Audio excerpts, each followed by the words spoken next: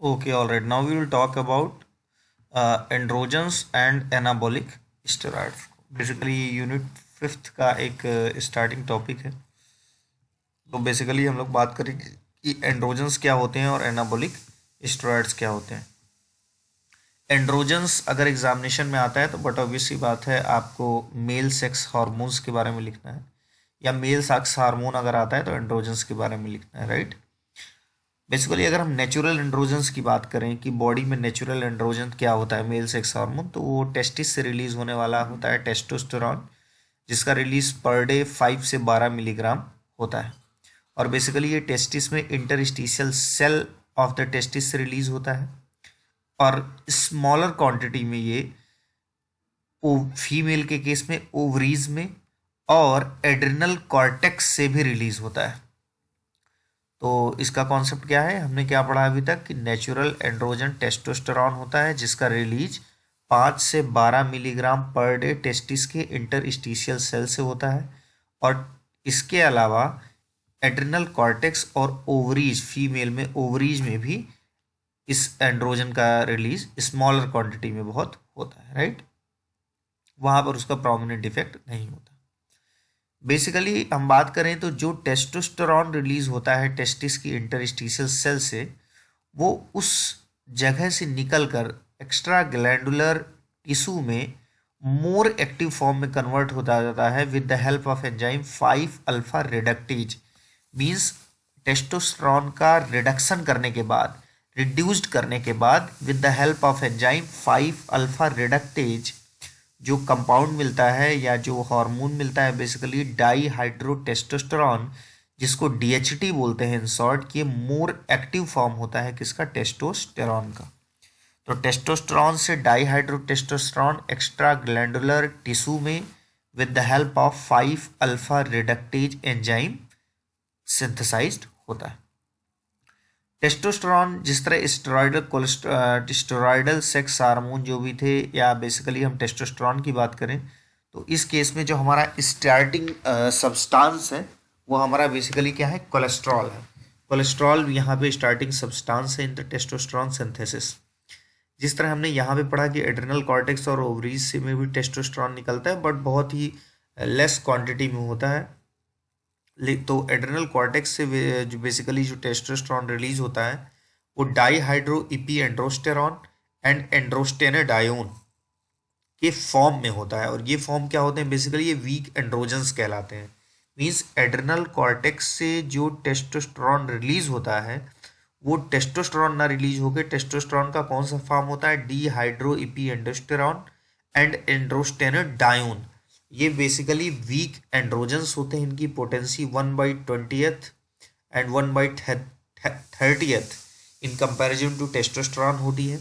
In fact हम माने तो कई बार ये इनएक्टिव होते हैं एज सच, लेकिन पेरीफेरल टिश्यूज में इनका कन्वर्जन टेस्टोस्टेरॉन में होता है जो कि थोड़ी बहुत एक्टिविटी रखता है, जैसा कि 1/20th और 1/30th in comparison to respectively in comparison to testosterone हम बात कर रहे हैं।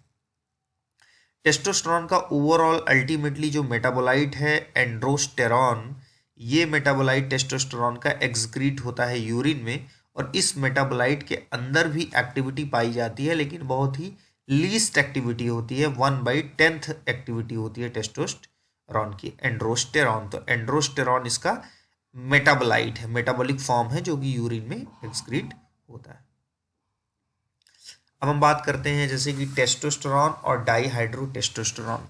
ये केडी त्रिपाठी से ली हुई इमेज है। इसमें बेसिकली बताया गया है कि एंड्रोजन किसका फंक्शन क्या है। तो बेसिकली जैसे टेस्टोस्टेरॉन मेनली इन्वॉल्व है पिट्यूटरी ग्लैंड में एलएच इनहिबिशन के लिए। अगर ज़्यादा टेस्टोस्टेरॉन का लेवल होगा तो ल्यूटिनाइजिंग हार्मोन का इनहिबिशन होगा पिट्यूटरी ग्लैंड से रिलीज में। टेस्टिस में स्पर्मेटोजेनेसिस के लिए रिस्पॉन्सिबल है टेस्टोस्टेरॉन। इंटरनल जेनिटेलिया में इपिडिडाइमिस की बात करें, वाज डिफरेंस की बात करें, सेमिनल वेसाइकिल की बात करें, डेवलपमेंट ऑफ फीटस की बात करें, वहाँ पे टेस्टोस्टेरॉन का डायरेक्ट इन्वॉल्वमेंट है, वो इन चीज़ों को प्रमोट करते हैं। अपार्ट फ्रॉम दिस एरेथ्रोपोएसिस भी टेस्टोस्टेरॉन का एक इफेक्ट है। मींस टेस्टोस्टेरॉन कहीं ना कहीं एरेथ्रोपोएसिस को भी प्रमोट करता है। डाईहाइड्रोटेस्टोस्टेरोन जो कि टेस्टोस्टेरोन का 5 अल्फा रिडक्टेज के प्रेजेंस में बनने वाला फॉर्म है, मोर एक्टिव फॉर्म है। ये डाईहाइड्रोटेस्टोस्टेरोन एक्सटर्नल जेनिटेलिया की अगर हम बात करें like scrotum, penis, male urethra, ये क्या कर देता है, formation of foetus and maturation during puberty, pubertal changes, sexual maturity and male behaviour के लिए रिस्पॉन्सिबल होता है। प्रोस्टेट ग्रोथ, ये बहुत इंपॉर्टेंट पॉइंट है कि प्रोस्टेट ग्रोथ मीन्स हाइपरट्रॉफी इन एल्डरली। तो कई बार ये हाइपरट्रॉफी कैंसर के फॉर्म में भी कन्वर्ट हो सकती है इनके हायर अमाउंट में प्रेजेंट होने से। तो वहाँ पे हम अभी अभी डिस्कस करेंगे जस्ट कि किस तरीके से प्रोस्टेट कैंसर में हम इसके डाईहाइड्रोटेस्टोस्टेरोन के मीन्स टेस्टोस्टेरोन को डाईहाइड्रोटेस्टोस्टेरोन में बनने से रोकते हैं ताकि प्रोस्टेट ग्रोथ ज़्यादा ना हो, मीन्स कैंसर, प्रोस्टेटिक कैंसर को इनहिबिट करने की बात करते हैं। तो वो जस्ट हम अभी डिस्कस करेंगे। मीन्स डाईहाइड्रोटेस्टोस्टेरोन प्रोस्टेट ग्रोथ के लिए भी रिस्पॉन्सिबल है। हेयर फॉलिकल की अगर बात करें तो ग्रोथ ड्यूरिंग प्यूबर्टी या scalp hair loss means baldness के लिए इन एडल्ट में रिस्पॉन्सिबल है। वो दोनों रिस्पॉन्सिबल है बोन एंड स्केलेटल मसल में increase in mass and strength. यही वजह होती है कि इनको एनाबॉलिक स्टेरॉइड भी कहा जाता है। तो ये इनका अलग अलग आपको कई बार फंक्शन पूछा जा सकता है और बेसिकली आपको अलग अलग ही लर्न करना होगा। फार्माकोकाइनेटिक की बात करें तो ये ओरली जो होता है ये इनएक्टिव होता है because of higher first pass metabolism, but इनका जो 17 एल्काइलेटेड डेरिवेटिव है like methyl testosterone and fluoxymesterone ये इफेक्टिव होते हैं ओरली भी, राइट। मैकेनिज्म ऑफ एक्शन की बात करें तो बेसिकली टेस्टोस्टेरोन एक सर्कुलेटिंग प्रो हार्मोन होता है जो कि एक्टिव फॉर्म डीएसटी में कन्वर्ट होता है 5 अल्फा रिडक्टेज के प्रेजेंस में, और वो जो डीएसटी है वो साइटोप्लाज्मिक जो एंड्रोजन रिसेप्टर होता है उससे ज़्यादा एफिनिटी रखता है इन कंपैरिजन टू टेस्टोस्टेरोन। तो इस लाइन को क्या लिखा गया है, in most target cells the 4-5 double bond is reduced, testosterone की बात कर रहा है, 4-5 double bond is reduced producing dihydrotestosterone which binds more avidly, ज़्यादा एफिनिटी के साथ with that cytoplasmic androgen receptor, and this complex is more active than testosterone receptor complex in combining with DNA. DNA से combine होने के लिए इनकी affinity means DST और androgenic receptor की एफिनिटी, कॉम्प्लेक्स की एफिनिटी ज़्यादा होती है, राइट। अब चाहे तो वो जेनाइटल एरिया का पार्ट हो या नॉन जेनाइटल पार्ट हो, मसल या बोन हो, दोनों के केस में जो एंड्रोजन रिसेप्टर होते हैं उनमें कोई अलग डिफरेंसेस नहीं होते, एंड्रोजन रिसेप्टर दोनों जगह सेम होते हैं। After combining with androgen response element, androgen जब डीएचटी अपने एंड्रोजन रिसेप्टर के साथ कॉम्प्लेक्स बना के डीएनए में एंड्रोजन रिस्पॉन्स एलिमेंट, डीएनए के एक स्पेसिफिक पार्ट में एंड्रोजन रिस्पॉन्स एलिमेंट होगा और वो कॉम्प्लेक्स जब डीएनए में एंड्रोजन रिस्पॉन्स एलिमेंट पे बाइंड होगा तो बेसिकली ये इन्हांस करते हैं, इन्हांस या रिप्रेस्ड करते हैं को एक्टिवेटर और को रिप्रेसर को, जो कि टिश्यू में अलग अलग डिफरेंट तरीके से अपना action means genetic nuclear receptor के थ्रू अपना इफेक्ट देते हैं, मीन्स न्यूक्लियर लेवल पे इनका इफेक्ट होता है। The effect are expressed through modification of protein synthesis, ये प्रोटीन सिंथेसिस को इनलार्ज करते हैं, इंड्यूस करते हैं।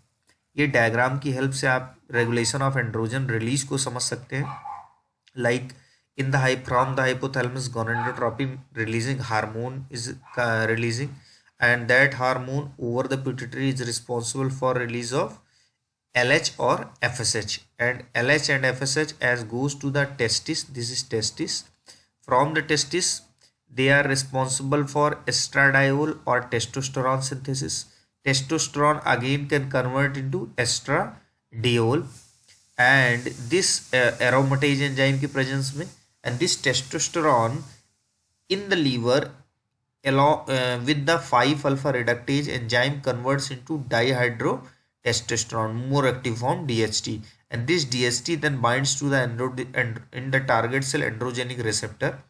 Here testosterone also convert in the 5 same जो यहाँ पे 5 alpha reductase है that is also present in the cell different cell, तो यहाँ पे भी सेल के अंदर भी 5 अल्फा रिडक्टेज एंजाइम टेस्टोस्टेरोन को कन्वर्ट कर देगा डीएसटी में, मींस ओवरऑल डीएसटी कंबाइन हो रहा एंड्रोजेनिक रिसेप्टर से, जबकि एस्ट्राडायल कंबाइंड होगा एस्ट्रोजेनिक रिसेप्टर से।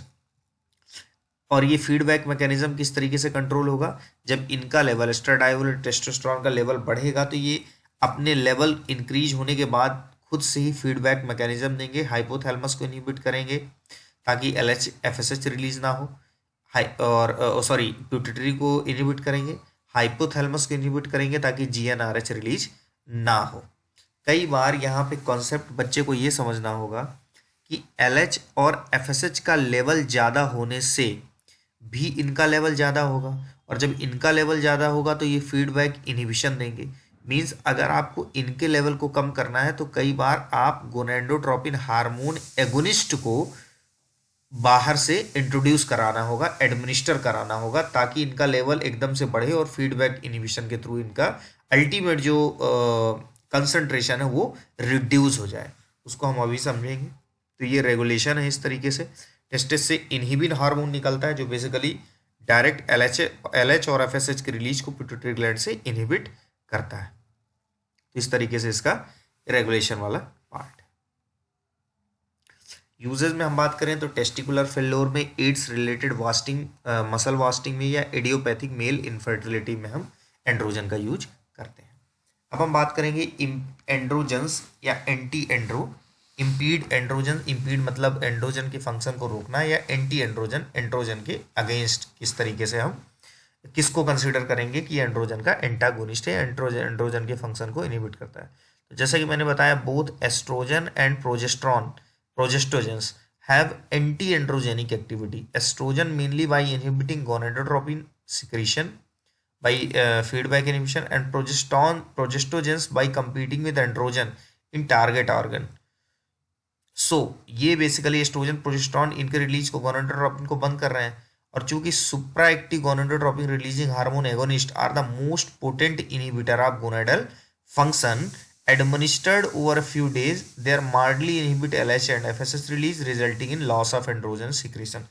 ये बहुत इंपॉर्टेंट पॉइंट है कि आप किस तरीके से LH और FSH का एगोनिस्ट लेके, सुप्रा एक्टिव एगोनिस्ट लेके इनके लेवल को एकदम ब्रिस्क करवाते हैं बाहर से, ताकि इनका फीडबैक इनहिबिशन के थ्रू इनका रिलीज फर्दर इनहिबिट हो, और वो एंटी एंड्रोजन ड्रग मीन्स जो गोनाडोट्रोपिन एगोनिस्ट है, रिलीजिंग हार्मोन एगोनिस्ट है, वो किस तरीके से एंटी एंड्रोजन की तरह वर्क करेंगे। डेनाजोल का एक एग्जांपल है, ये बेसिकली ओरली एक्टिव इथेस्टेरॉन डेरिवेटिव होती है, वीक एंड्रोजेनिक और एनाबॉलिक प्रोजेस्टेशनल एक्टिविटी होती है। ये बेसिकली एंड्रोजन रिसेप्टर के साथ कॉम्प्लेक्स बना के ये बेसिकली सप्रेस करती है गोनाडोट्रोपिन सिक्रीशन को from pituitary in both man and women, और इसी वजह से inhibition of testicular and ovarian function भी ये करती है। इसी तरह एंटी एंड्रोजन ड्रग्स कुछ आपको याद करनी होगी, like steroid synthesis inhibitor ketoconazole, 5 alpha reductase inhibitor जो कि टेस्टोस्टेरोन को मेन एक्टिव फॉर्म में कन्वर्ट नहीं होने देगा, फिनास्टेराइड एंड ड्यूटेस्टेराइड ये बेसिकली यूज होती हैं treatment of benign hypertrophic prostate, male pattern baldness या hirsutism in reducing DST by reducing DST। Androgen receptor inhibitor cyproterone, ये बेसिकली प्रोजेस्टेरॉन का डेरिवेटिव होता है, और जैसे कि मैंने बताया प्रोजेस्टेरॉन भी डायरेक्ट इनहिबिट करता है एंड्रोजन की फॉर्मेशन को। तो साइप्रोटेरॉन जो कि प्रोजेस्टेरॉन का डेरिवेटिव है, एंड साइप्रोटेरॉन एसीटेट, फ्लूटामाइड एंड बाइक्लूटामाइड, ये एंड्रोजन रिसेप्टर ब्लॉकर हैं, इनहिबिटर हैं। बेसिकली ये यूज किस में हो रहा है, प्रोस्टेटिक कार्सिनोमा में, क्योंकि हम देख रहे थे कि हाइपरट्रॉफी ऑफ प्रोस्टेट के लिए रिस्पॉन्सिबल क्या था, DHT। तो अगर हम DHT इस रिसेप्टर को इनहिबिट करेंगे तो हम DHT के रिस्पॉन्स को भी इनहिबिट करेंगे, इसीलिए इसका यूज प्रोस्टेटिक कार्सिनोमा में। स्पाइरोनोलैक्टोन की बात करें तो इट इज एल्डोस्टेरोन एंटागोनिस्ट होता है, कंपीट करता है DHT के साथ उसके रिसेप्टर में बाइंड होने के लिए, and it can be use for the treatment की स्पेलिंग थोड़ी रॉन्ग है, इसको करेक्ट कर लेंगे, TREAT, treatment of hirsutism, like hirsutism नहीं है, hirsutism, right, overgrowth of hairs.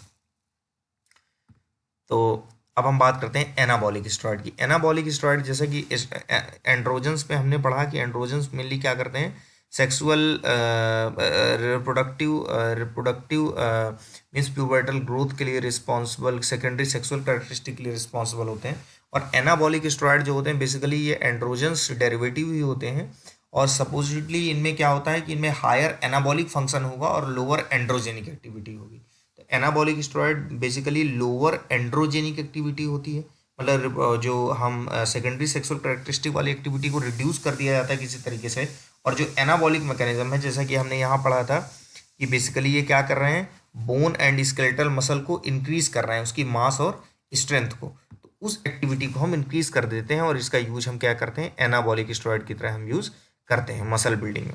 तो इनके अगर एग्जाम्पल को हम देखें, like nandrolone, oxymetholone, stanozolol and methandienone. Mechanism of action की अगर हम बात करें तो एनाबॉलिक स्टेरॉइड है, ये बेसिकली हार्मोन रिसेप्टर है। एनाबॉलिक स्टेरॉइड साइटोप्लाज्मिक रिसेप्टर है। एंड्रोजन इससे आगे बाइंड हुआ, एंड्रोजन रिसेप्टर जो कॉम्प्लेक्स था वो डीएनए पे गया और डीएनए पे ultimately formation of new protein हुई। न्यू प्रोटीन मीन्स मसल जो मास होगा वो ओवरऑल बढ़ेगा और ओवरऑल मस्कुलैरिटी या पूरा ओवरऑल बॉडी का बिल्डअप होगा, जिससे बेसिकली हम इसको टेक्निकल लैंग्वेज में क्या कह सकते हैं कि एनाबॉलिक स्टेरॉइड क्या करते हैं, it acts by promoting nitrogen retention in muscle. Muscle को इनलार्ज करते हैं, leading to an increase in muscle size and providing joint pain relief by promoting collagen synthesis and enhancing bone mineralization. Mean muscle mass को भी बढ़ा रहे हैं, fat free muscle mass को, और बोन मिनरलाइजेशन भी कर रहे हैं, बोन को भी स्ट्रॉन्ग कर रहे हैं। तो ओवरऑल इनका एनाबॉलिक इफेक्ट है। So this is all about the anabolic steroid. आपको बेसिकली एनाबॉलिक स्टेरॉइड के दो एग्जांपल, उनका मैकेनिज्म ऑफ एक्शन और बेसिकली एंटी एंड्रोजन में कौन सी ड्रग्स हैं उनका क्या हम यूज करते हैं, राइट। और एंटी एंड्रोजन्स बेसिकली क्या होते हैं, डेनाजोल क्या है, एंड्रोजन्स का हम यूज कहाँ कहाँ पे करते हैं, और एंड्रोजन का रेगुलेशन कैसे होता है, टेस्टोस्टेरोन और डाइहाइड्रोटेस्टोस्टेरोन का फंक्शन क्या होता है। तो अगर आपको इतनी चीज़ें पता है तो आपका एंड्रोजन और एनाबॉलिक स्टेरॉइड का जो टॉपिक है वो कवर हो जाएगा। This is all about the androgen and anabolic steroid. Thank you very much.